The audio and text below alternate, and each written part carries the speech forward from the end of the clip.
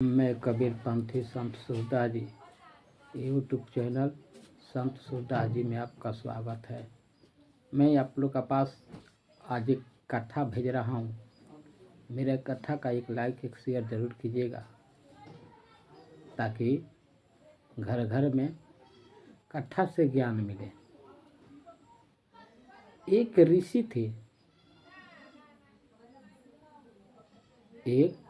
ऋषि थे, जिनका नाम था कहोर। कहोर नाम का ऋषि थे।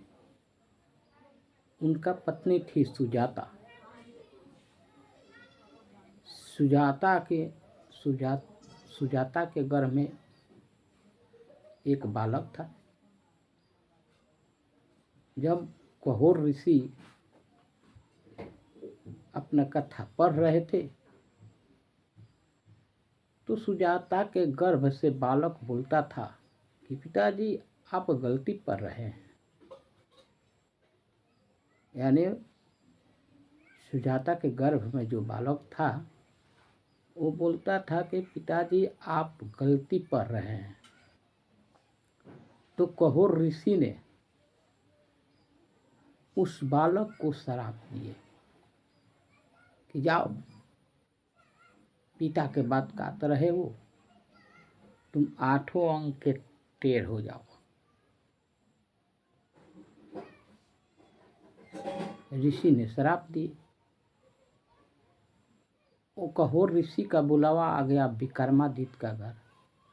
राजा विक्रमादित्य जो थे वहाँ पे बुलावा आ गया कहोर ऋषि का। विक्रमादित्य के दरबार में एक से एक यानी 9 नवरत्न थे। 9 ज्ञानी थे यानी 9 रत्न।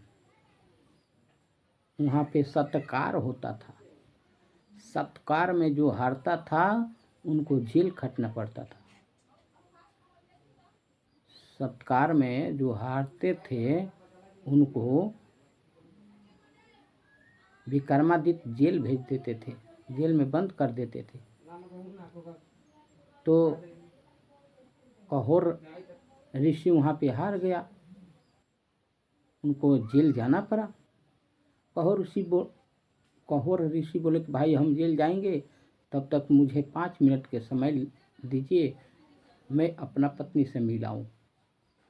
सुजाता के पास आए और सुजाता से बोले कि सुजाता मैं जा रहा हूँ जेल, यदि जो पुत्र जन्म ले उनसे ना बताइए कि तुम्हारा पिता कहाँ है। शपथ देकर कहोर ऋषि चले गए जेल के अंदर। इधर अष्टावक्र का जन्म हुआ। अष्टावक्र धीरे धीरे सियान हुए तो सुजाता सिंदूर करती थी। अष्टावक्र बोले कि मतलब पिताजी कहाँ है। सुजाता बोली कि तुम्हारा पिताजी तो डेथ कर गए हैं। अष्टावक्र बोले कि माँ तुम झूठ बोल रहे हो, तुम बहुत बड़ा पाप कर रही हो, क्योंकि जिसका पति मरता है वो तो सिंदूर नहीं करती, तुम सिंदूर करती हो। बार बार सुजाता बात के छिपा रही थी।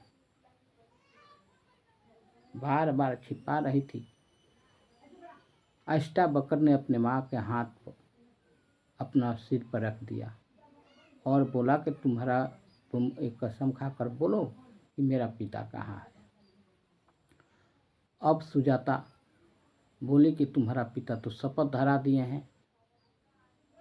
तो अष्टावक्र बोले कि शपथ धराए हैं तो पुत्र से बताने से कोई दिक्कत नहीं है, क्योंकि परिवार में बताना चाहिए। इतना ना जिद किए अष्टावक्र कि बोले कि तुम्हारा पिता जेल में है विक्रमादित्य के यहाँ। अष्टावक्र बोले कि ठीक है, मैं विक्रमादित्य के पास जाऊंगा। सुजाता बोली कि नहीं, विक्रमादित्य के पास मत जाओ, वो तुझे जेल दे देंगे या फांसी दे देंगे। अष्टावक्र बोला कि आप अस्थिर रहिए, मैं जाऊंगा। चल गए अष्टावक्र। विक्रमादित्य के दरबार में गए तो 8 अंक के टेढ़ थे। गए गेट पर, दरबान से बोले कि भाई मुझे राजा से मिलना है। गेट पर जो घंटी रहता है वो घंटी बजाया था अष्टावक्र। दरबान जी ने सूचना दिया राजा से कि एक व्यक्ति आपसे मिलने आए हैं। राजा ने कहा कि होला लाओ। तो 8 अंक के टेढ़ थे अष्टावक्र जब राज दरबार में गए, राजा के पास जा रहे थे। आधा दूर गए तब तक जितना दरबारी लोग हैं ठठा के हंस गए, ठठा के हंस पड़े। रुक गया अष्टावक्र। अष्टावक्र भी वहाँ ठठा कर हंसा और लौट गया वहीं से। दरबार में जो जाए अगर लौट के चले तो राजा के क्रोध बढ़ता है कि भाई हमारे दरबार से किसी ने क्यों लौट के जा रहा है। राजा ने तलवार उठाए, बोले कि बालक, ये तुनहु ने मर्यादा का उल्लंघन किया, दरबार से लौट के जा रहे हो, इसका दंड जानते हो? ये बता कि तूने क्यों हंसा, तूने क्यों हंसा और लौट के क्यों जा रहे हो? अठंगर बोले कि राजा, गुरु बन के सवाल जानना चाहते हो या शिष्य? चकित में पड़ गए विक्रमादित्य। भाई बोल रहा है कि गुरु बनना चाहते हो या शिष्य? यदि शिष्य बन के जानना चाहते हो तो तुम राज पर से उतर जाओ। विक्रमादित्य राज पर से उतर गए, अष्टावक्र बैठ गए और बोले कि ये बताइए कि हमारा पिता कहाँ है? यदि जेल में है तो उनको लाइए, तब हम बताएंगे। तो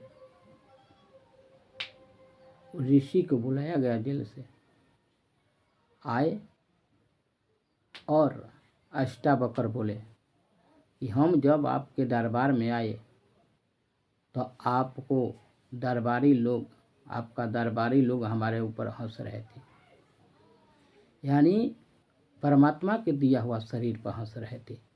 तो ये लोग मनुष्य है नहीं, जितना दरबारी रखे हैं इनसे अच्छा तो जानवर है। जानवर से बढ़कर आपका दरबारी लोग है, क्योंकि परमात्मा के दिए हुए शरीर पर हंस रहे हैं तो ये लोग भगवान के नाम पर हंस रहे हैं।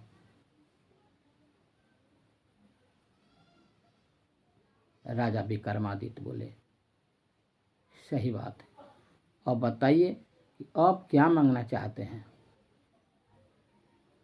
तो अष्टावक्र जो 8 अंक के टेढ़ थे वो बोले कि मेरा पिता के लौटा दो।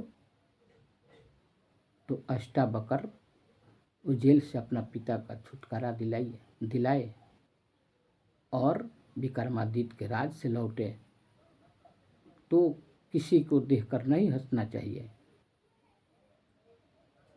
किसी को देखकर नहीं हंसना चाहिए। एक कथा से यही मिलता है। और सत्संग में जाना चाहिए, सत्संग सुनना चाहिए, सतगुरु अपनाना चाहिए। प्रेम से बोलिए सतगुरु महाराज की जय। हो गए? कहाँ बाबू?